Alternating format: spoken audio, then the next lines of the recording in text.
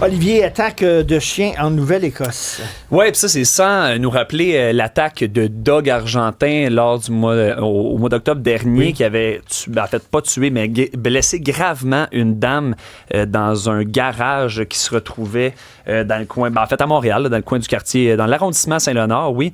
Et là, c'est un petit gars, un jeune ado, de 13 ans, on dit de 8e année en Nouvelle-Écosse, donc autour de 13 ans, qui circulait à vélo à Welshton, okay, un petit village dans ce coin-là, et qui a été attaqué par 3 gros chiens. On dit chiens de grande taille, on ne connaît pas si c'est des dogs argentins, on ne peut pas faire le lien, mais là, il était entre la vie et la mort, et là, on vient d'apprendre qu'il a décédé. Ah oui. Les 3 chiens ont été euthanasiés, heureusement, contrairement à la fois au Québec, lorsqu'il y avait eu seulement 2 chiens sur 3, l'autre qui avait été envoyé dans un autre centre et donné une seconde chance. Bref, il avait quel âge, triste.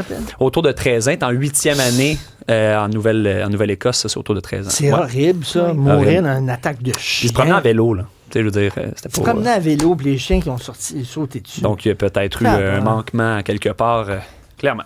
Moi, à chaque fois, là, ma blonde a peur des gros chiens, puis quand elle se promène, elle voit des gros chiens, elle a peur, puis elle dit non, fais-toi-en pas. Il n'a jamais mordu quelqu'un. Oui, mais c'est ça. Tout le temps ça jusqu'à temps qu'il morde quelqu'un. C'est qu'il y en a de plus en plus. Exact. On dirait que je suis étonnée aussi de voir à quel point les chiens sont de moins en moins en laisse. Alors qu'on sait très bien que dans les parcs, les chiens doivent être en laisse. Puis en tout cas, bien souvent, je vais au parc Maisonneuve, puis c'est pas rare que j'en croise. En tout cas, je trouve de plus en plus, il y en a beaucoup. Puis tu sais, je comprends, là, tu sais, les maîtres, ils disent qu'ils ont une bonne autorité et tout ça, mais reste qu'il y en a qui aiment pas ça, il y en a qui ont peur. Donc théoriquement, dans les parcs, c'est en laisse. À Paris, tu rentres au restaurant avec ton chien.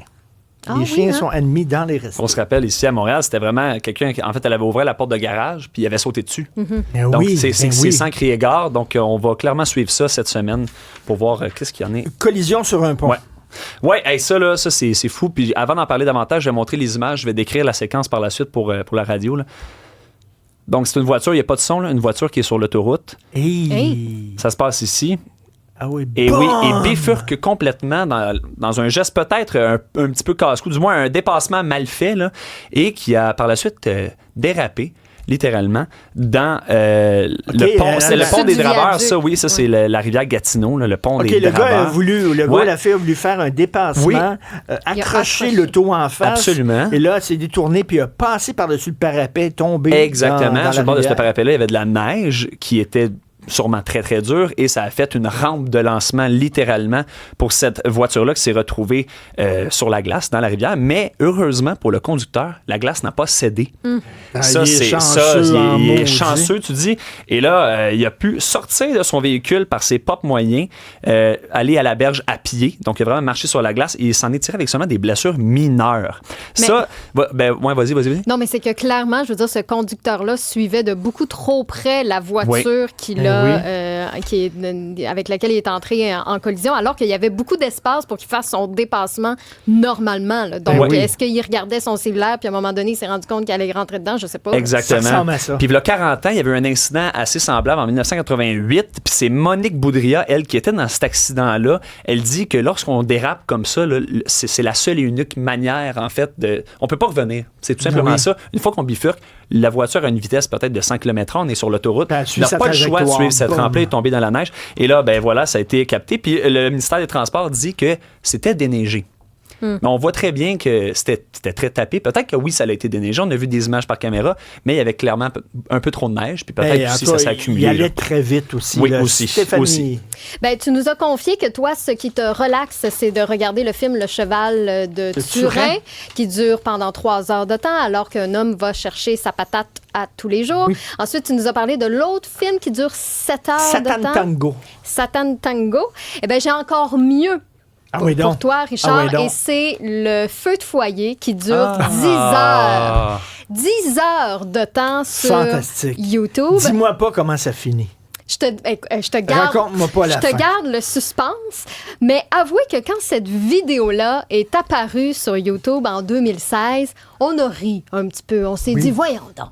Pourquoi on regarderait un feu de Est-ce qu'il y a-tu quelqu'un qui met ça sur sa télévision? Olivier Ben Grégoire? oui, ben oui, et même que moi, j'ai pas le YouTube Premium, donc il y a des pubs pendant ce temps-là. Puis là, mes grands-parents, chez moi, ont dit « Hey, c'est bien agaçant, ces publicités-là en plein milieu du feu. » Donc là, j'ai été voir sur Netflix, il y a la version sans pause, là, directement, mais ça, c'est 2 heures, Et toi, tu mets ça parce que tu trouves ça beau? Ça donne une petite ambiance, là. Quand on ouvre les cadeaux, tu mets le petit grain du bois, comme ça, on entend. Le crépitement, exactement. Ah, c'est fabuleux, moi, je trouve. Ben, mais c'est vrai qu'il y a quelque chose de relaxant, puis quelqu'un qui n'a pas de foyer, ben c'est quand même une alternative qu'on peut trouver. Mais justement, en 2016, on trouvait ça un petit peu ridicule, mais sachez que depuis les 10 dernières années, c'est devenu une vidéo virale. La vidéo a été visionnée plus de 157 millions de fois, au point que, selon les données, la vidéo a rapporté $1 million aux créateurs. Donc, tu sais, des fois, on se pose des questions puis on se dit « Ah, je mettrai pas ça en ligne, c'est pas assez recherché, j'ai pas un bon concept. » Ils ont fait $1 million avec ça. $1 million avec la vidéo de feu de foyer, les amis. Il a rien dit, je vais prendre une caméra, je vais sacrer ça dans le feu de foyer. Oui. Sur 10 ans, c'est bon. Mais quand même, c'est pas payé quand même. C'est un bon investissement, oui. C'est quoi, c'est 100 000 par année? Ouais, Écoute, exact. À pogner le beigne. C'est la même vidéo de 2016. Là. Il n'a même pas fait une nouvelle version de cette vidéo-là. Donc, des fois... Je vais te filmer en train de manger une patate. On va mettre ça. La nouvelle affaire. OK, On merci. verra. Merci.